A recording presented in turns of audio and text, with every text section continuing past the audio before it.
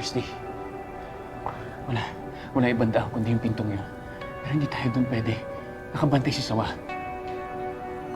Hindi, ano na lang, maghanap na lang tayo ng pwede nating magamit dito sa kwarto na panglaban, ha? May magamit ng parang papinas, o naman. Puro basura to eh. Wala ba talaga? Wala din dito. Christy, puro basura.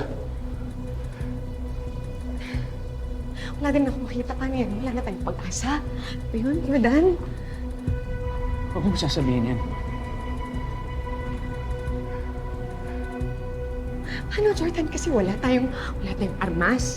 Wala tayong pwedeng gamitin na makontak yung mga taong pwedeng tumunog sa atin. Nasaktan ka na.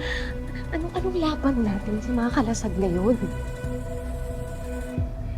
Christy, I'm sorry. Nagpadalos-dalos ako eh. Imbis na mas naghanap ako ng paraan para makausap sila Leon bago ako nagpunta rito. Imbis na iligtas ko kayo, naging perwisyo ako eh. Hindi, Jordan, hindi. Huwag mong sasabihin yan, ha? Ang importante, may ginawa ka. Kahit delikado, sinubukan mo. Christy, tama si Alakdan.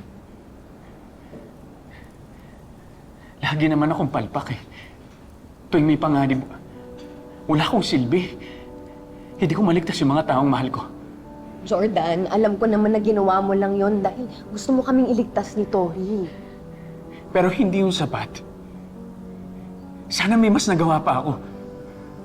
Kung nailigtas kita sa resort nun, wala sana itong mga kalasag sa buhay natin. Hindi sana ako lumapit kay Shaira. Hindi sana nasira yung marriage natin. Wala sana tayo dito sa sitwasyon natin. Sorry. Kasalanan ko to lahat. Kahit na anong gawin ko, Christy, I always end up disappointing you. No. Maintindihan ko kung bakit mo ako nilet go. Hindi talaga ako mabuting asawa para sa'yo. Jordan. Kahit minsan hindi kita sinisi sa pagkasira ng relasyon natin. Malaki rin ang naging kasalanan ko. Sinasabi mo lang yan para gumaan yung pakiramdam ko eh.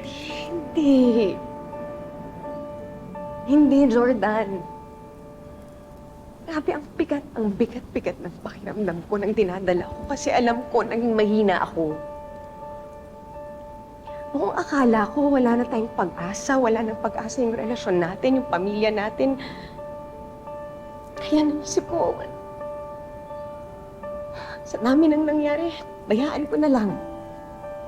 Paubaya ko na lang. Sana mapatawad mo. Jordan, sana mapatawad mo.